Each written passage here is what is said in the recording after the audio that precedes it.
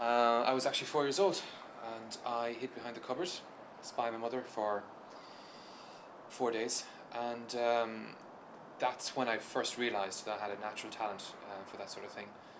I got my PhD in stalking from UCLA in 2001.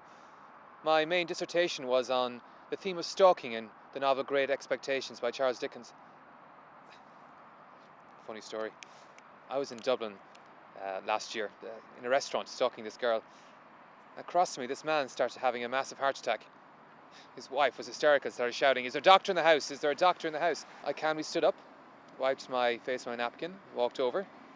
I looked at her and I said, "I'm a doctor. What seems to be the matter?" She said, "My husband's having a massive heart attack." I said, "I have a PhD in stalking, not medicine." "You should have been a little bit more specific in your request. I mean, not all doctors are the same." So I calmly walked out.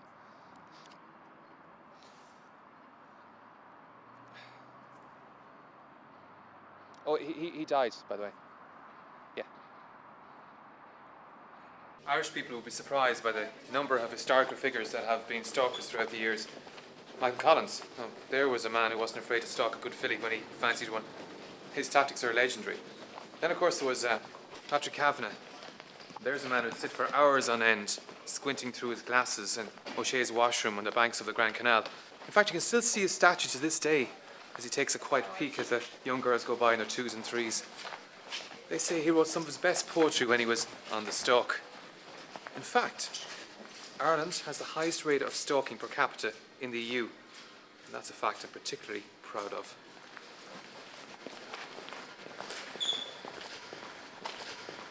The first rule of stalking: do not get caught. Second rule of stalking: do not get caught. The third rule of stalking: do not get caught. When people find out I'm a stalker, they're like, "Why would you need to stalk anyone?" And I obviously don't need to stalk anyone. I mean, I could have any fella I want, look at me. But there is one man who's escaped my talons. One man who sidestepped me, dodged me, eluded me. Daithí O'Shea. If there was ever a more finely sculpted specimen of a man, I haven't seen him. Before I heard the 3 beautiful words, Daithí O'Shea, I didn't know anything about the weather. And as for, Irish, but now I could tell you about a low-pressure cyclone any day. And as for Irish, well, it's hard, isn't it? What time is it? It's almost 4 o'clock. Oh, Miss Daithí! The 7th rule of stalking: do not get caught.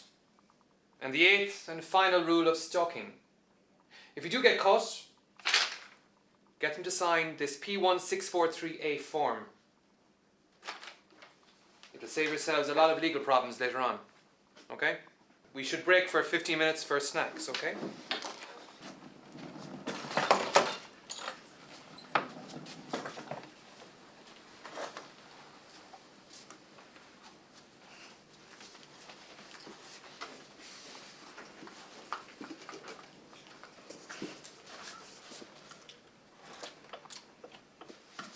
Any figures?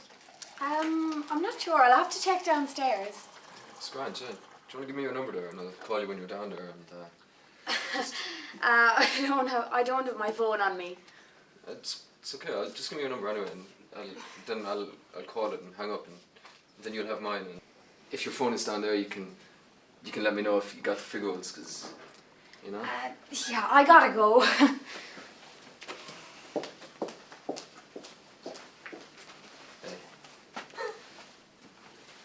You're in there. Yeah, I think the tea lady really fancied me, you know. It could be something special, or we might even get married, you know, have babies, and could be it, you know. Basically, one of your students is stalking my cameraman. It's really unprofessional. She followed him home. He's scared out of his mind. He was actually crying this morning, and she's been stalking him since his production began. And we're going to have to stop the documentary. Patricia? Come over here. I'm what's technically classified as a class 4 pedophilia stalker. I'm motivated solely by the desire for sexual gratification, and I suppose I've inherent sadomasochistic tendencies.